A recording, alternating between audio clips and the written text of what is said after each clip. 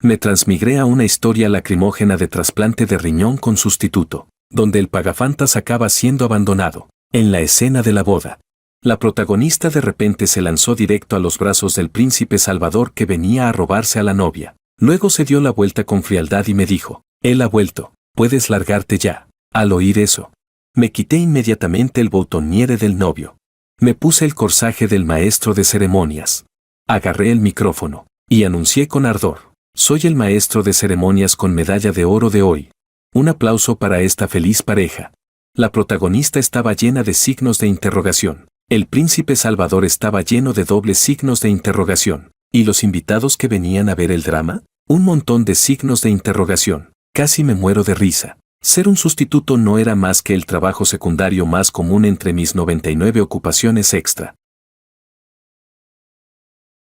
Capítulo 1. El viento del norte cortaba la piel mientras avanzaba a toda velocidad por la carretera en mi pequeño scooter eléctrico. Tras llegar al bar de destino, recogí una enorme bolsa de comida para llevar y se la entregué a la recepción. Dios, me encanta este bar, siempre hay tantísima gente pidiendo comida. Pensando eso, subí las escaleras. Por el camino, me quité con naturalidad el uniforme amarillo de repartidor, dejando al descubierto una camisa blanca debajo. Me puse las gafas, arreglé mi nuevo peinado y activé mi sonrisa de tipo sanador. Un arquetipo de protagonista masculino cálido y amable, tierno hasta los huesos. Ya familiarizado con el lugar, empujé la puerta de una sala privada y miré hacia la mujer sentada en el rincón más alejado, con el rostro lleno de preocupación. Lucía, ya es tarde, no es seguro. He venido a llevarte a casa. El bullicio del cuarto se detuvo al instante. Todos se giraron para mirarme. Un niño rico se rió y bromeó. ¿De qué hablas? ¿Cómo va a estar Lucía en peligro saliendo con nosotros?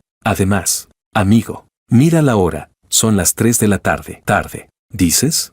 La sala estalló en carcajadas. El rostro de Lucía se oscureció como el fondo de una olla. Me miró con impaciencia, con un tono lleno de asco. Jorge, ¿cuántas veces tengo que decírtelo? Solo eres el sustituto de Makoto. Un sustituto debería conocer su lugar. Deja de aparecer delante de mí todo el tiempo. Al oír eso, apreté el puño. Giré la cabeza con una expresión de dolor y luego saqué en secreto un frasco de colirio del bolsillo. Desde un ángulo que nadie podía ver, me eché rápidamente unas gotas en las comisuras de los ojos. Cuando levanté la cabeza de nuevo, mis ojos ya estaban rojos y húmedos. Dije con humildad, Lucía, lo siento, no sabía que te sentías así. Maldita sea, ¿estas gotas estarán caducadas? ¿Por qué arden tanto? Lucía colocó su bolso sobre el regazo. Sacó con impaciencia un grueso fajo de billetes y me lo estampó directamente en la cara. Eres un sustituto por dinero. No, tómalo y lárgate. Bajé la cabeza para que no se notara la sonrisa enloquecida, casi desquiciada, que estaba a punto de escaparse. Hice todo lo posible por llorar con profundo afecto. No, Lucía, no quiero dinero. Lucía cruzó sus largas piernas, volvió a rebuscar en su bolso, sacó una tarjeta negra y me la lanzó a la cara con un desprecio evidente. ¿Una tarjeta negra no es suficiente? Mantenido, lárgate. Siguiendo la trayectoria de la tarjeta negra que flotaba en el aire, di 2 pasos atrás tambaleándome como si estuviera devastado. En apariencia, la tarjeta cayó al suelo, pero en realidad ya la había pisado firmemente con el pie. Con voz llena de tristeza, dije, si ese es el caso, entonces me iré. Bajo las miradas frías de todos, me di la vuelta y salí lentamente arrastrando los pies. Capítulo 2. Apenas había salido del reservado cuando me fui directo al baño. Cuando volví a salir, ya llevaba puesto el uniforme de limpieza. Me moría de risa. Acababan de caer al suelo un montón de billetes. Aunque sea calderilla, sigue siendo dinero. ¿Cómo iba a dejarlo pasar? Me quité las gafas, me puse gorra y mascarilla, agarré la escoba y el recogedor, y entré otra vez al reservado con total desparpajo. La gente dentro no me prestó mucha atención, así que barrí de forma superficial y fui directo al lugar donde estaban esparcidos los billetes. Justo cuando estaba barriendo diligentemente todo el dinero hacia el recogedor, apareció una voz femenina capaz de congelar a cualquiera. Tú, date la vuelta. Me dio un salto el párpado. Fingí no saber que me llamaban y me apresuré a salir. Pero Lucía agarró de golpe mi escoba y dijo de mala gana, ¿te he dicho que te des la vuelta y no has oído? Quítate la gorra. Maldición, ¿esta perra loca me reconoció? Si es así, no me culpes. Levanté la gorra de un tirón. dejando al descubierto unos ojos entrecerrados y lascivos y un peinado tipo calva mediterránea con remolino. Y dije con una voz asquerosamente aceitosa: «Uy, guapa, ¿quieres que nos conozcamos?».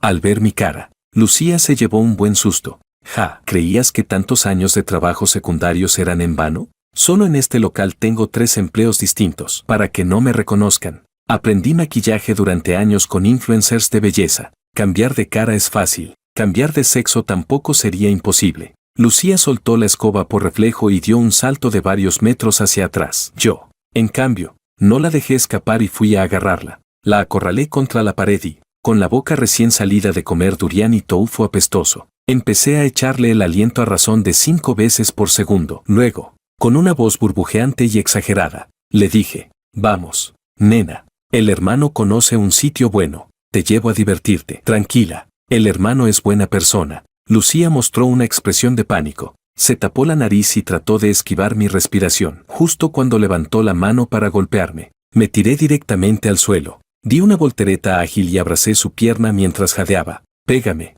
guapa, qué gusto, ama, pégame un poco más. Ah, la cintura de la belleza, cuchilla mortal, te amo, joder». Todos en el reservado se quedaron petrificados, con la boca abierta, mirando la escena. Lucía, con el rostro totalmente deformado por el colapso mental, trataba desesperadamente de sacudirme mientras gritaba: «Seguridad, ¿dónde está la seguridad? Ah, hay un loco pervertido aquí». Hay que decirlo, la seguridad de este hotel estaba bastante bien equipada. En cuanto vi que los guardias estaban a punto de entrar corriendo para atraparme, supe cuándo parar. Metí rápidamente todos los billetes dentro de la chaqueta y, usando la escoba como apoyo, deslicé mis largas piernas en una espectacular rodillada hasta llegar con precisión a la puerta del reservado. Luego, aprovechando mi ventaja como atleta de salto de altura, me apoyé en la barandilla del segundo piso, salté hacia las escaleras cercanas y volví a correr al baño. Me cambié la peluca, me lavé la cara y, en un abrir y cerrar de ojos, volví a transformarme, esta vez en un guardia de seguridad del bar. «Jack, ¿qué pasa?». Salí del baño y detuve a un guardia cualquiera, fingiendo no entender nada. Él dijo: «Jorge, hace un momento un pervertido atacó a la señorita Liu. Está furiosa y dijo que hay que atrapar a ese hombre sí o sí. Parece que huyó hacia el baño». Levanté ligeramente la comisura de los labios y fingí sorpresa. «Ah, sí, eso es terrible. Entonces vayamos rápido a perseguirlo. Jejeje, venid a por mí si podéis. A ver si sois capaces de alcanzarme». Capítulo 3. Hace un año transmigré a este libro y me convertí en el protagonista masculino de una novela de maltrato emocional, que además tenía exactamente el mismo nombre y apellido que yo. La obra original era un dramón lleno de clichés. El protagonista masculino era un pagafantas profundamente enamorado, al que la protagonista torturaba física y emocionalmente durante 999 capítulos. En el último capítulo, la protagonista, ya casada con su crush, por fin despertaba y pensaba: ¿por qué me casé con un hombre que solo sabe darme dinero pero no sabe cómo amarme? Entonces comprendía la devoción del protagonista masculino, veía con claridad su propio corazón, volvía a buscarlo, y él, que siempre la había amado, seguía esperándola en el mismo sitio, eligiendo además perdonarla sin condiciones. Pero yo no soy así, en mi corazón no hay mujeres. Cuando no hay mujeres, ganar dinero es cosa de dioses. Ser un sustituto no es más que el trabajo más común entre mis 99 empleos secundarios. Esa noche, justo cuando estaba mordisqueando un boniato y remojando los pies, la puerta de la habitación se abrió de golpe con un estruendo. Lucía me miraba con el rostro sombrío, como un rey del inframundo venido a reclamar vidas. ¿Para qué demonios venía a estas horas? Negué con la cabeza y pensé para mí: parece que la próxima vez tendré que cambiar a una cerradura con huella dactilar. Lucía me lanzó una mirada y dijo de mal humor: «Jorge, ¿por qué estás tan tranquilo, incluso con tiempo para remojarte los pies?».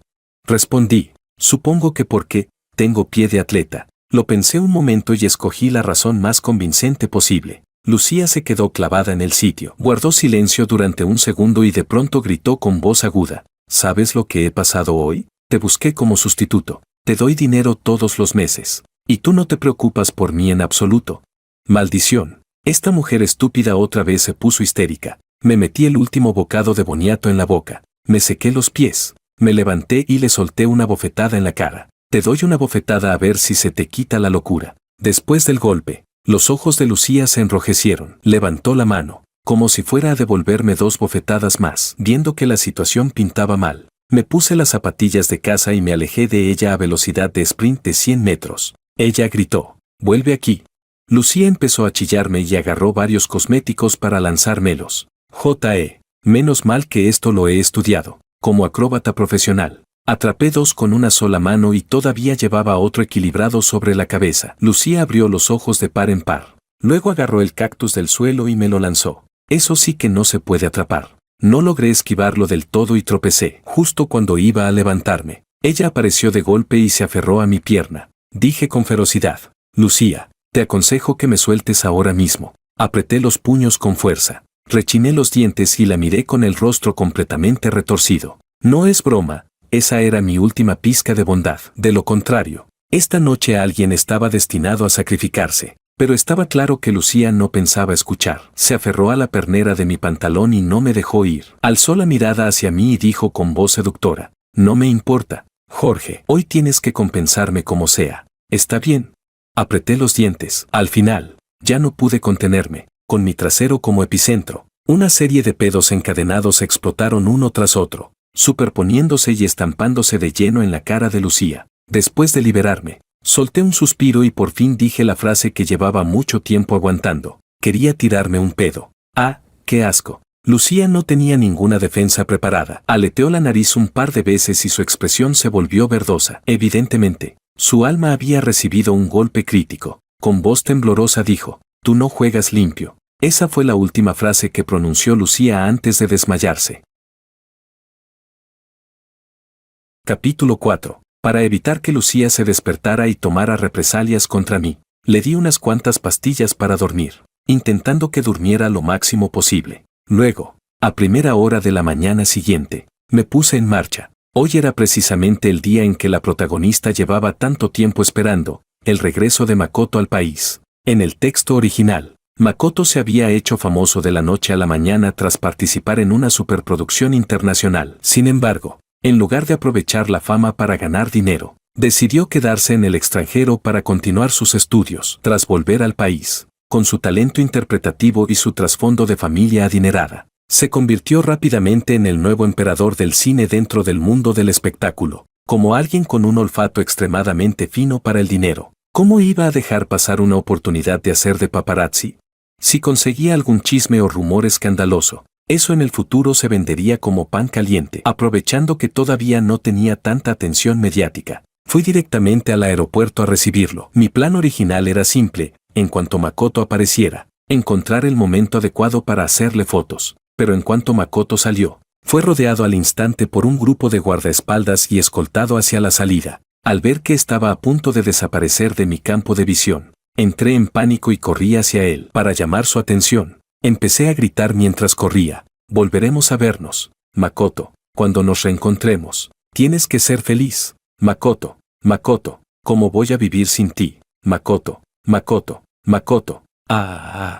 Makoto se detuvo de verdad. Giró la cabeza con rapidez y me miró. Por fin llegué frente a él, justo cuando estaba a punto de mostrar una sonrisa enorme y pedirle unos autógrafos. Makoto se quitó las gafas y me dedicó una sonrisa torcida y seductora. Maldición, bajo su mirada feroz, como la de un lobo hambriento, la mano con la que sostenía el bolígrafo empezó a temblarme ligeramente. Me preguntó: «¿Dónde firmo? ¿En la ropa? ¿En los pantalones? A ver». Sin embargo, al escuchar su voz, me quedé petrificado, como si me hubiera caído un rayo encima. Esa voz tan familiar, ¿no era el ricachón que hace unos días se gastó una fortuna para que yo lo acompañara a jugar videojuegos? Entonces me aclaré la garganta y, con cautela, probé una contraseña secreta. «Por el emperador». Makoto se quedó un instante en blanco y luego respondió: «El emperador Dios nos protege». Dije: «Hermano, así que tú eres el que no pudo aguantar la mierda y fue aplastado a palizas por Nurgle». Me emocioné hasta las lágrimas y estaba a punto de decir el nombre de usuario de Makoto cuando él entró en pánico. Se abalanzó sobre mí y me tapó la boca con rapidez. «Joder, no digas mi nick en público». Se inclinó para susurrarme al oído. Como estábamos demasiado cerca, desde lejos parecía que estuviéramos abrazados. En ese momento, se oyó una voz llena de dolor. «¿Qué estáis haciendo vosotros dos? Giré la cabeza y vi la expresión incrédula de Lucía. Tenía los ojos llenos de lágrimas y los labios temblorosos cuando me miró y dijo: Jorge, ¿así que tu forma de vengarte de mí era ir a volver gay a Makoto? Capítulo 5. Esta mujer estúpida volvió a ponerse histérica. Mi cerebro empezó a trabajar a toda velocidad. En cuestión de segundos, agarré a Makoto por el cuello de la camisa y lo empujé a un lado. Luego lo señalé y le reclamé a Lucía: Lucía, ¿este es el príncipe azul al que has estado esperando todo este tiempo? ¿Y yo qué soy entonces? Al verme con los ojos enrojecidos, Lucía se quedó atónita un instante. Después, cambió a una expresión de ya lo sabía. Resopló con frialdad y dijo: Jorge, recuerda quién eres, solo eres un sustituto. Luego miró a Makoto con una ternura infinita. Makoto, ¿cuánto tiempo sin verte? ¿Cuánto tiempo? Lucía. Makoto me lanzó una mirada y, de forma educada, estrechó la mano de Lucía. En ese momento, la trama típica de novela lacrimógena empezó a hacer de las suyas. No sé qué se le pasó por la cabeza a Lucía, pero me llevó a un lado y dijo con arrogancia: Jorge, te aconsejo que no tengas fantasías irreales conmigo. ¿Quién soy yo y en qué nivel estás tú? ¿Crees que estás a mi altura para estar conmigo? Hagamos esto, acompáñanos de compras. Por cada cosa que él me compre, yo te daré 1000 yuanes. Torcí la boca, a punto de negarme, cuando la voz desdeñosa de Lucía volvió a sonar. ¿Qué pasa? ¿1000 no te parecen suficientes? ¿Y 10.000? Ahora sí estarás satisfecho. No. Las palabras de rechazo se me quedaron atascadas en la garganta. Miré a Lucía con una pizca de compasión. En cuanto llegamos al centro comercial, Makoto propuso comprarle regalos a Lucía. Yo, muy profesional, empecé a guiarlo y a presentarle tienda tras tienda, como si estuviera de promoción. Al ver la cara atónita de Lucía, le dediqué una sonrisa maliciosa. No me idolatréis. Antes fui vendedor y encima vendedor estrella. Makoto quiso entrar en una tienda de lujo. Me apresuré a detenerlo. Esta no sirve. ¿Por qué? Preguntó. Aquí no hay nada que cueste menos de 10.000. Lucía se quedó sin palabras. Me di la vuelta y llevé directamente a Makoto a una tienda de todo a 10 yuanes. Makoto lo pilló al vuelo. Yo le recomendaba algo y él lo compraba. Sin darnos cuenta, casi vaciamos toda la tienda. La cara de Lucía se puso negra. Me arrastró a un lado, justo cuando iba a interrogarme, pero me adelanté y tomé la iniciativa con un tono lleno de decepción. ¿Makoto te compra unas cosas y ya estás tan feliz? Al final es verdad, a la persona que amas, aunque te proponga matrimonio con la anilla de una lata, le dices que sí, pero a quien no amas, aunque te regale el mundo entero, te da igual. Por si no era suficiente, suspiré y añadí: pero mientras tú seas feliz, incluso si luego, cuando estéis en la cama, me usáis para empujar desde atrás, yo también estaré contento. La indignación de Lucía se evaporó al instante. Tenía los ojos ligeramente enrojecidos mientras tecleaba unos números en el móvil, aunque por la boca todavía salía: pagafantas de competición, pringado asqueroso. El móvil sonó con un ding. 2 millones habían llegado a la cuenta. Yo miré con profunda emoción su espalda al darse la vuelta. 2 millones. Familia, estamos hablando de 2 millones. Pagafantas o no pagafantas, aunque Lucía dijera que no soy un hombre, yo también lo aceptaría. Capítulo 6. Jorge, ¿tienes tiempo esta tarde? Hay una cita a ciegas de último momento y necesito que vayas en mi lugar. Por el teléfono llegó la voz perezosa de un hombre. Bostecé y respondí de forma vaga: no tengo tiempo, hermano. Él dijo: 100.000. El bostezo se me fue al instante. Me puse serio y hablé con solemnidad: Presidente Liu, perdone. Recién había mucho viento y no escuché bien lo que dijo. Ay, si es solo una cita a ciegas, no va a llevar ni unos minutos. Claro que puedo ayudarle. Se notaba que lo había hecho reír. Preguntó casualmente: ¿y cómo ha estado Lucía últimamente?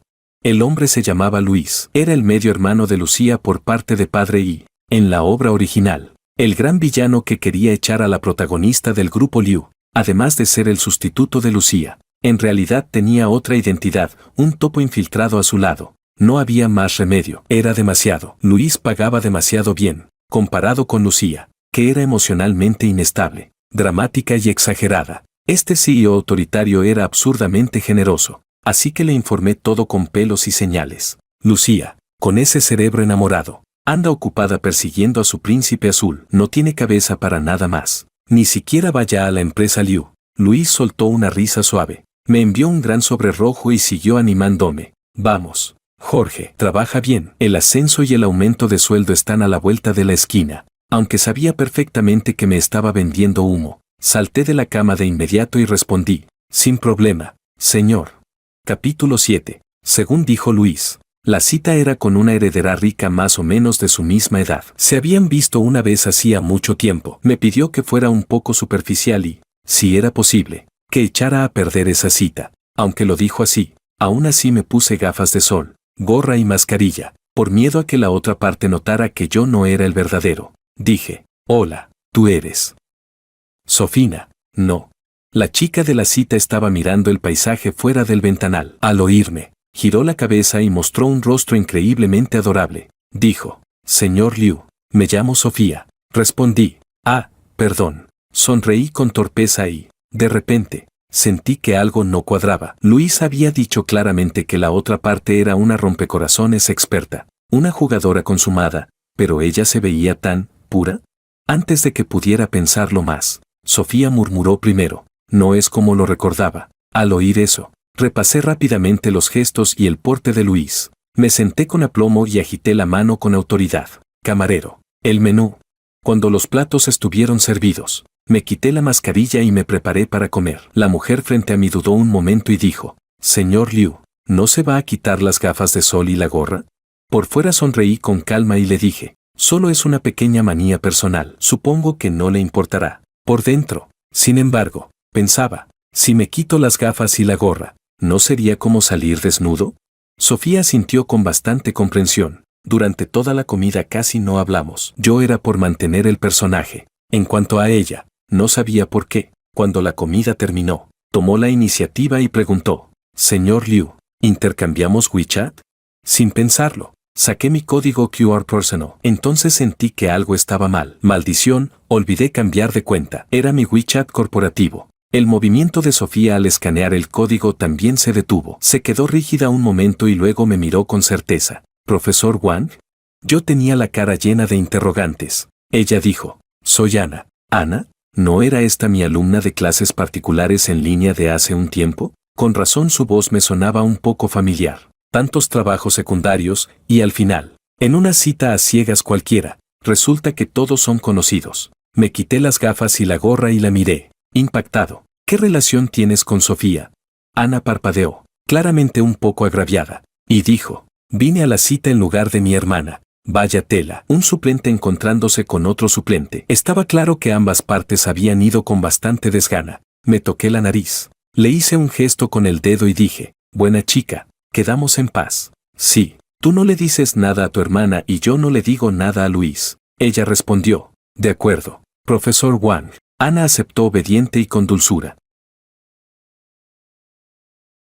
Capítulo 8. Vestido con traje formal. Estaba de pie a la entrada de la villa, tan somnoliento que casi bostezaba. Medio mes atrás había conseguido el puesto de mayordomo de esta villa. Como nadie vivía aquí normalmente, el trabajo era absurdamente tranquilo. No esperaba que justo ahora me avisaran de que la hija del propietario iba a venir de forma temporal a pasar una noche. No pasó mucho tiempo antes de que un superdeportivo de edición limitada mundial se detuviera lentamente frente a la villa. La puerta se abrió y apareció un rostro frío y perfecto. ¡Qué casualidad! A esta persona la conocía demasiado bien. Era Lucía. Aspiré aire con fuerza, agradeciendo haberme puesto la mascarilla a tiempo, y fingí respeto. Señorita, la cena ya está preparada. No había terminado de hablar cuando un hombre la rodeó con el brazo. Le sostuvo la nuca y, acto seguido, ambos empezaron un beso francés intensísimo. Mis ojos. Me callé al instante y giré la cabeza para mirar el paisaje de al lado. Pasó un minuto, pasaron 10, incluso media hora. Seguían besándose como si no hubiera nadie alrededor. Tenía las piernas entumecidas de tanto estar de pie. A ver, ¿tenéis una ventosa en la boca o qué? Crucé miradas con el chofer y ambos sonreímos con incomodidad. Cuando ya iba por contar 100.000 hormigas, el hombre por fin soltó a Lucía a regañadientes. Justo cuando solté un suspiro y me disponía a indicarles el camino, los dos volvieron a abrazarse, incapaces de contenerse, y avanzaron hacia la villa tambaleándose mientras seguían besándose. No tuve más remedio que seguirlos por detrás, con cara de vida ya muy sufrida. Fuera, con la iluminación tan tenue, no pude ver bien el rostro del hombre, pero en cuanto entramos en la casa, lo reconocí al instante. Makoto, Joder. Así que tú también te alimentas del dinero ajeno. Y encima sin asco. Me quedé obedientemente en un rincón mirando las baldosas del suelo. Por el rabillo del ojo vi cómo Makoto empujaba a Lucía contra el sofá. Y justo cuando su mano parecía ir a seguir bajando. Esto es algo que puedo ver sin pagar. Mientras lamentaba la decadencia de los tiempos, Makoto levantó de pronto la mano y, con un golpe seco, dejó inconsciente a Lucía. Señor Wang, acérquese, sonó la voz burlona de Makoto, como si tuviera manía a la suciedad. Sacó con asco una toallita húmeda y se limpió los labios. Luego sacó del bolsillo una caja de somníferos y, sin ninguna delicadeza, le abrió la boca a Lucía y se los hizo tragar. Al ver esa escena, me quedé pasmado y pregunté en voz baja, ¿entonces yo también soy una pieza más de vuestro juego? Makoto soltó un par de carcajadas y se encogió de hombros con indiferencia. Ella quiere mi dinero, yo quiero su cuerpo, una relación de beneficio mutuo, nada más. Después, Makoto se ajustó las gafas y me sonrió. Señor Wang, tengo aquí un negocio que me gustaría discutir con usted. Capítulo 9. Jorge, recuerda quién eres. No fantasees con cosas que no te pertenecen. Lucía me agarraba del brazo a regañadientes y hablaba con frialdad. ¿Y qué te ha hecho a ti un currante? Le lancé una mirada de soslayo y, justo entonces, Lucía levantó la cabeza y nuestras miradas se cruzaron. Se quedó un segundo en blanco y me exigió, ¿qué cara es esa? Respondí, Lucía, diciendo eso, me rompes el corazón, hasta se me está contrayendo el ojo. Bajé la voz adrede, áspera y grave, llena de afecto y humildad, como era de esperar. Lucía se tragó el numerito. Parecía bastante satisfecha con su propio encanto y no preguntó más. Hace unos días, Lucía y Makoto se habían peleado. Para provocarlo, Lucía decidió llevarme con ella al banquete de hoy. Al fin y al cabo, en la novela, aunque Lucía quería a Makoto, Makoto era mujeriego y voluble. Así que Lucía solía usar al protagonista original, el pagafantas, como parche. Lucía, tal como esperaba, en cuanto sonó la voz de Makoto, Lucía me empujó a un lado y dijo con frialdad, quédate por ahí y no hagas nada que me haga pasar vergüenza, mujer. Lo de ir con dos a la vez es bastante más vergonzoso. Chasqueé la lengua, me di la vuelta y fui hacia la zona del buffet. Cogí un montón de comida y me senté en un rincón oscuro. ¿Crees que soy tímido? No, es que soy un comediante gastronómico profesional. Con una sonrisa, levanté una gamba ya pelada, la mojé en la salsa y le presenté a la cámara. Saborazo. Justo cuando estaba disfrutando a lo grande, a mi lado sonó de repente una voz baja y tenue. Profesor Wang, me asusté tanto que me atraganté y empecé a toser sin parar. Ana también se sobresaltó y enseguida me trajo un vaso de agua. Bebí y me sentí un poco mejor. Entonces, entre toses, la regañé. Un día, cof cof, maestro. Toda la vida, cof cof, padre. ¿Así es como tratas, cof cof, a tu padre?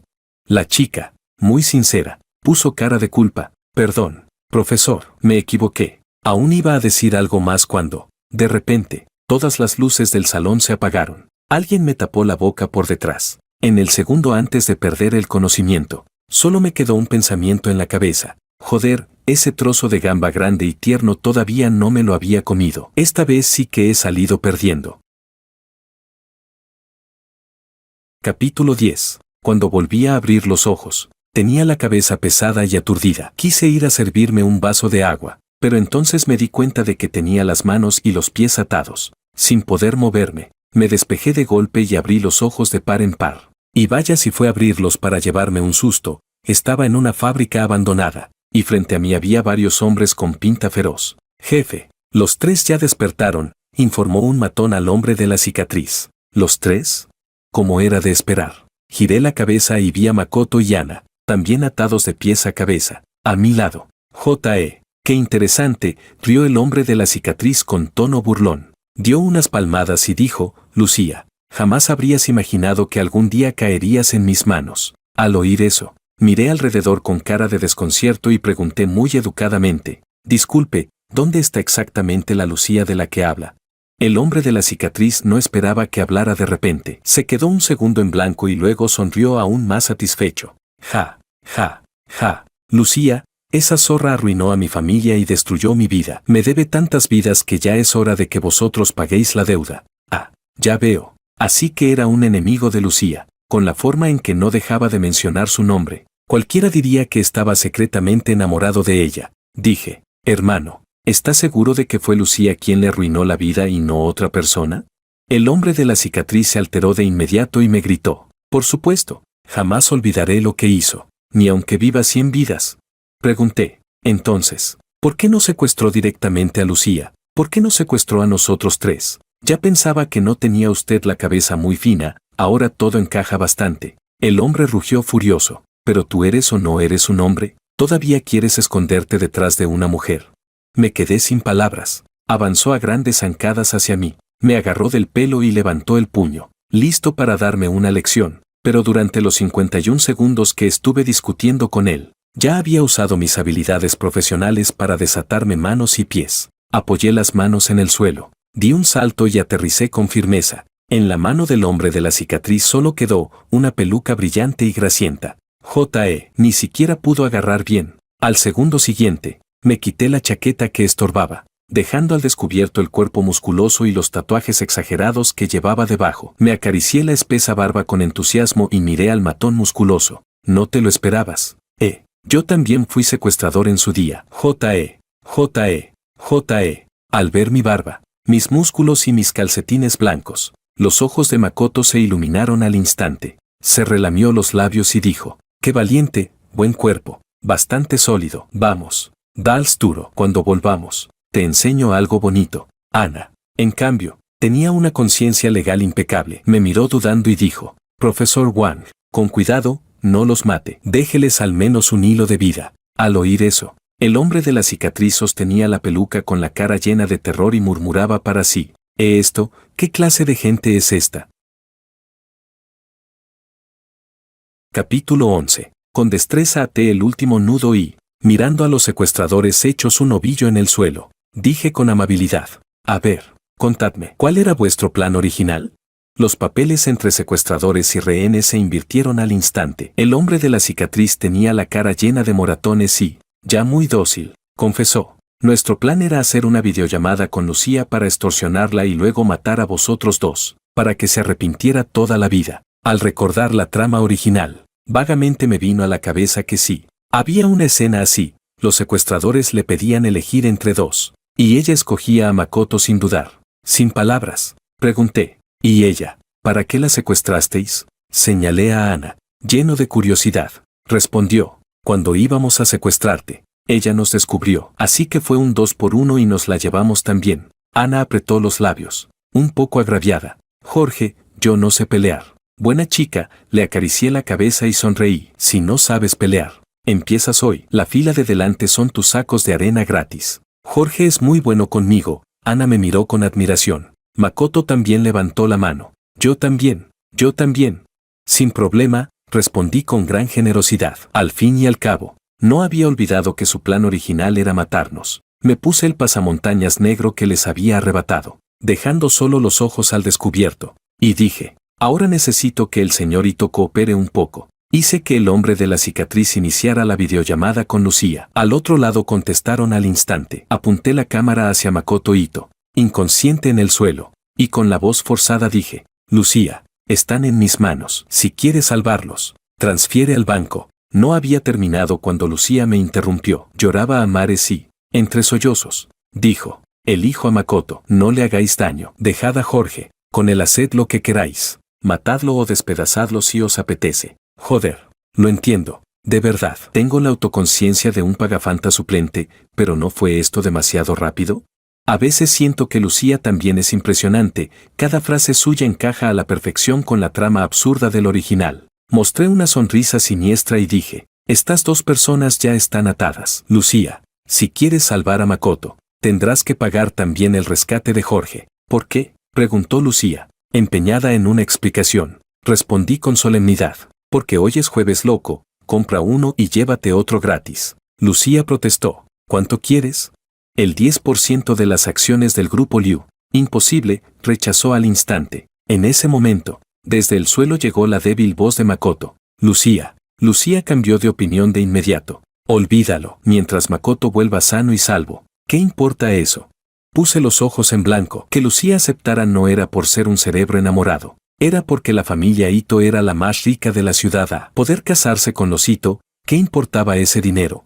¿Qué persona tan realista? Cuando Lucía transfirió 10 millones a mi cuenta bancaria anónima, colgué la videollamada de inmediato y, acto seguido, desaté rápidamente a los secuestradores. Ellos mostraron una alegría desbordante antes de que pudieran reaccionar. Hice una seña a Makoto y a Ana, y los tres nos desplomamos a la vez en el suelo. Al segundo siguiente, sonaron sirenas. La policía irrumpió y capturó a todos los secuestradores de una sola vez. El hombre de la cicatriz, presa del pánico, me señaló y gritó: «Agentes, se han equivocado. Ese es el verdadero secuestrador». El policía le puso las esposas y resopló con frialdad: «Esa historia la he oído quién sabe cuántas veces. Ya la contará despacio en comisaría». Tras esa videollamada, Lucía Segaramente ya había mandado a alguien a localizar la señal. Así que me adelanté y llamé al 110 primero. Después de todo, tengo otra identidad, el ciudadano ejemplar. Señor Wang, erradicar el mal y promover el bien es un deber ineludible. Capítulo 12. Apenas me habían llevado a la cama del hospital cuando ya me desperté. Este hospital me resultaba demasiado familiar. ¿No había venido yo aquí hace unos días a postularme como asistente de cirugía? Incluso me habían dicho que viniera a trabajar mañana. Para mi sorpresa, nada más abrir la puerta de la sala, un médico que pasaba a toda prisa me metió un uniforme sanitario en las manos y dijo: «Me acuerdo de ti, tú eres el que aprobó la entrevista el otro día, ¿verdad? Justo hay una cirugía pequeña y necesitamos que ayudes». Con cara de absoluto desconcierto me puse el uniforme y lo seguí directo al quirófano. Al segundo siguiente, vi a una mujer arrodillarse delante del médico, llorando a gritos: «Doctor, se lo suplico, sálvelo. Si él no está, yo tampoco puedo vivir». «¿Socorro? ¿Otra vez Lucía? ¿Y si no estoy viendo mal? El que está en la mesa de operaciones no es Makoto. Preferiría haberme equivocado». El médico responsable se secó el sudor de la frente y dijo con suma cortesía: «Señorita Liu, en los exámenes Makoto no muestra ningún problema». Lucía negó con la cabeza con vehemencia: «Imposible, lleva 1 hora sin hablarme, está inconsciente, ¿lo sabe?».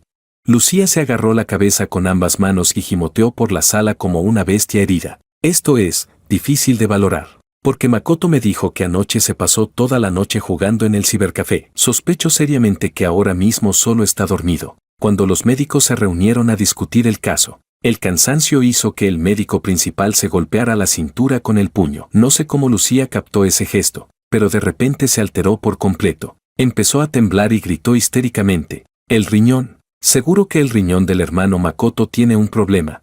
Lucía agarró al asistente que tenía al lado y gritó hasta quedarse afónica: «Llamad a Jorge ahora mismo. Quiero que le cambie el riñón a Makoto». Al oír eso, todo mi cuerpo se estremeció y mi cabeza se llenó de signos de interrogación. El asistente, por instinto de supervivencia, marcó de inmediato mi número de teléfono, y así, acompañado de una alegre melodía, el móvil en el bolsillo de mi pantalón empezó a sonar. La buena suerte llega, la buena suerte llega. Capítulo 13. Todo el quirófano quedó en silencio. Sonreí con torpeza y saludé a Lucía con la mano. «Ja ja ja». «Lucía, ¿cuánto tiempo sin vernos?». Lucía se calmó de golpe y me interrogó: «Jorge, ¿qué haces tú aquí?». Luego se respondió sola, con una mueca de desprecio: un villano rastrero como tú, seguro que te infiltraste en el hospital para hacerle daño a Makoto». «¿Quién lo diría? Con tal de conseguirme, llegaste a usar un método tan cruel». Ni siquiera tuve que buscar una excusa. Lucía me la preparó entera. «Qué mujer tan considerada, casi me hace llorar». Lucía volvió a adoptar esa expresión fría y altiva, y me dijo con arrogancia: «Jorge, que tu riñón pueda serle extirpado a Makoto es un honor para ti». Cerré los ojos. De un manotazo le quité al médico principal la jeringa con sedante. Ese sedante lo había preparado por si a Makoto le pasaba algo, pero ahora, con el rostro desencajado, me lancé directamente hacia Lucía y se lo inyecté en el cuerpo. Por fin, Lucía cayó al suelo. El mundo volvió a estar en paz. Saqué la jeringa, miré a todos con una sonrisa y dije: «Perdón, soy un hombre violento doméstico». Todos levantaron el pulgar hacia mí. Yo, emocionado hasta las lágrimas, pensé: al final, este mundo sigue estando lleno de gente normal.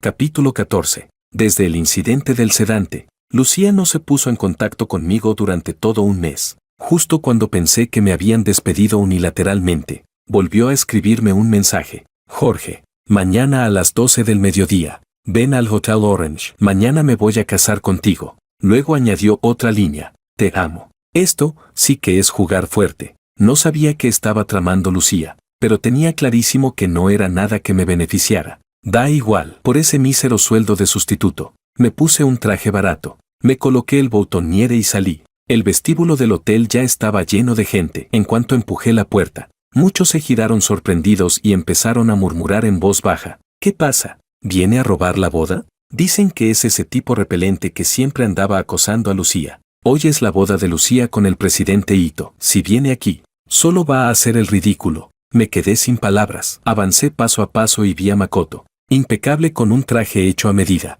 y a Lucía en sus brazos, con expresión tímida. Al verme, Lucía soltó una risa burlona y, agarrando el micrófono, dijo con frialdad a propósito: Jorge, deja de molestarme. La persona que amo ha vuelto para casarse conmigo. Puedes largarte. A estas alturas, ¿qué podía no entender? Lucía me había llamado a propósito para humillarme en público, para pintarme como un amante obsesivo y desquiciado y así desahogarse. Pensaba que yo seguía siendo el Jorge de antes, el pagafanta sustituto dispuesto a darlo todo por la protagonista. Me dio risa. Ser sustituto no es más que el trabajo más corriente entre mis 99 empleos secundarios. Al oírla, me quité de inmediato el boutoniere del novio. Me puse el del maestro de ceremonias. Agarré el micrófono y anuncié con pasión: soy el maestro de ceremonias con medalla de oro de hoy. Felicitamos a esta pareja de recién casados. Todo el mundo se quedó congelado. Con total calma, continué dirigiendo la ceremonia. Ahora, por favor, que los novios intercambien los anillos. Lucía seguía atónita. Makoto, en cambio, ya había sacado el anillo y dijo: ¿de qué te quedas mirando? Dame la mano. Vamos a ponerte el anillo. Todos los presentes clavaron la mirada en esa escena. Aunque el rostro de Lucía estaba tenso, sabía que aquello era una boda, así que levantó la mano para ponerse el anillo. Pero al segundo siguiente, Makoto cerró la mano y, le dio una bofetada sonora en la cara, diciendo: ¿de verdad ibas a ponértelo? Lucía, ¿te crees digna? ¿Yo, casarme con una mujer tan venenosa como tú?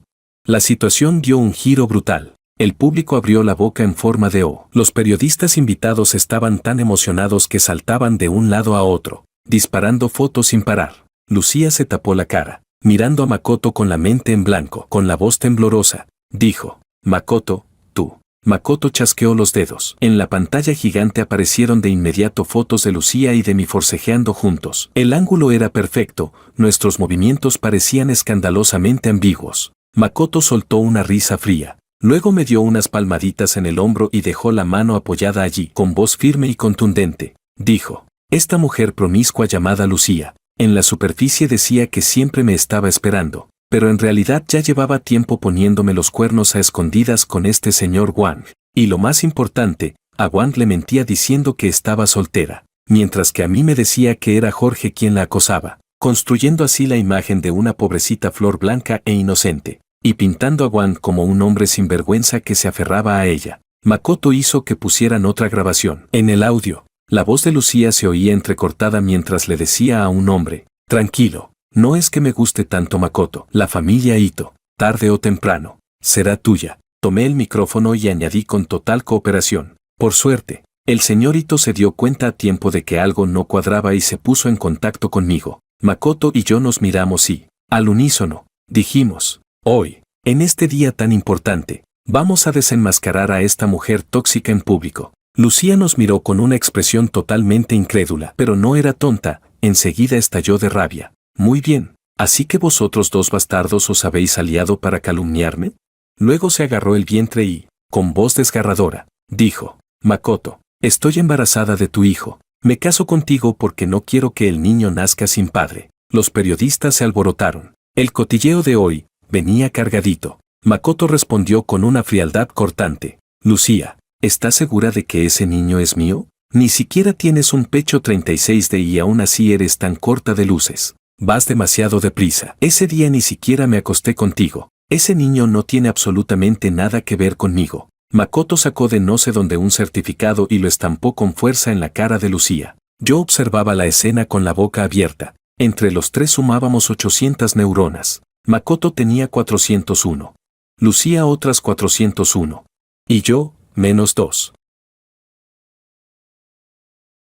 Capítulo 15. Resultó que el regreso de Makoto al país no era solo para entrar en la industria del entretenimiento, sino también para recuperar el control de la empresa familiar. El padre y la madre Ito ya eran mayores y querían entregarle todo el negocio a Makoto, pero su primo Kaito no estaba dispuesto a aceptarlo. Por un lado, buscaba apoyo dentro de la familia. Por otro, en secreto, contactó con Lucía. Kaito y Lucía firmaron un acuerdo. Él se comprometía a facilitar el matrimonio entre ella y Makoto. Y Lucía, a cambio, actuaría como espía a su lado, colaborando poco a poco en la transferencia de los activos de la empresa. Para sellar la alianza, incluso se liaron entre ellos, y ella quedó embarazada. En cuanto a Lucía, claro que le gustaba Makoto, pero en su cabeza, todas sus acciones, incluido buscar un sustituto, no eran una traición, sino una venganza por el desdén de Makoto hacia ella. Como buen infiltrado, yo llevaba siempre conmigo una grabadora. Registré toda esa conversación y se la envié al verdadero jefe, Luis.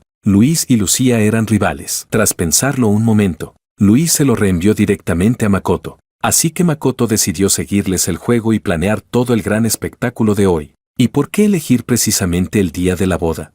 Según Makoto, así también podía aprovechar la atención mediática, ganar tema de conversación y subir su popularidad en el mundo del espectáculo. Y dicho y hecho, no pasó mucho tiempo tras la boda cuando todo tipo de noticias sensacionalistas sobre el evento inundaron internet, entre ellas, el video de Yo pasando de novio a maestro de ceremonias, Makoto soltando una bofetada monumental, y los dos hombro con hombro destrozando a la mujer tóxica en público hizo que los internautas gritaran obra maestra.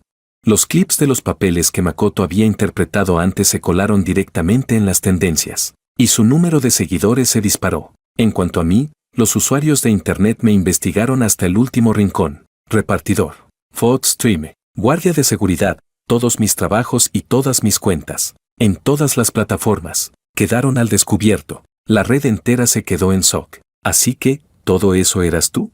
Hermano, ¿hay algo que no sepas hacer? Ante eso, yo, con toda modestia, agité la mano y respondí, no soy más que un joven multitarea común y corriente. Capítulo 16. En cuanto salió a la luz el escándalo de Lucía Liu llevando dos relaciones a la vez, las acciones de la empresa Liu se desplomaron en picado. Luis aprovechó la oportunidad para atraer a varios accionistas de la compañía y llevárselos a su propia empresa. Dijo, por fin el viejo Liu ha empezado a tomarse en serio mi existencia. Luis alzó la copa y se la bebió de un trago, indignado. De verdad que no lo entiendo. ¿Cómo pueden ser tan doble rasero? Lucía es infantil y caprichosa, y aún así se empeñan en decir que una chica así está muy bien. En cambio, yo he demostrado desde pequeño que soy más capaz. Pero el viejo siempre la ha mimado más a ella. Me encogí de hombros y pensé para mí, porque ella es la protagonista, porque ella es la protagonista, el protagonista original. Aunque fuera torturado física y mentalmente durante 999 capítulos, tenía que mostrarse magnánimo, perdonarla en el último capítulo y convertirse en su pagafantas definitivo, porque ella es la protagonista. Luis, siendo el hijo mayor de la familia y claramente más competente, solo por oponerse a ella fue etiquetado como el gran villano, con un final miserable, porque ella es la protagonista. En el texto original Makoto, un heredero rico recién regresado del extranjero, aun sabiendo que Lucía había sido infiel con más de un hombre, tenía que aceptar el paquete completo y hacerse cargo del desastre. Por suerte, en la realidad todos ellos tenían cerebro y, en este mundo absurdo, lograron abrirse paso y trazar su propio camino. Capítulo 17. ¿Esta historia ya terminó?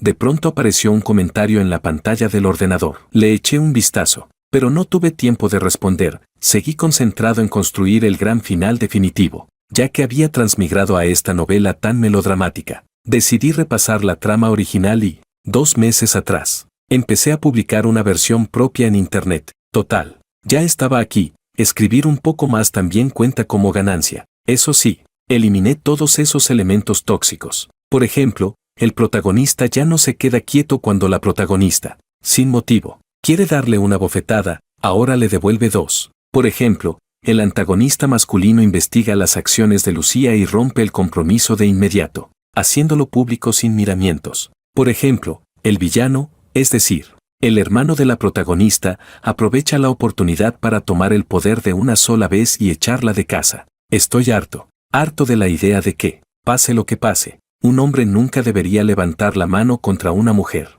Harto del discurso de que los hombres deben ser magnánimos. Y aún más harto del doble estándar, que un hombre sea ambicioso y trabajador es lo normal. Algo obvio y esperado. Pero que una mujer haga lo mismo se venda como despierta e independiente, como si fuera una gran protagonista. Solo puedo decir una cosa. Igualdad de género no implica obligación. Tecleé las últimas palabras de la novela. Pulsé enter y luego volví a ese comentario de antes para responder al lector. Respetado padrino lector. La obra completa terminó hace exactamente 1 minuto.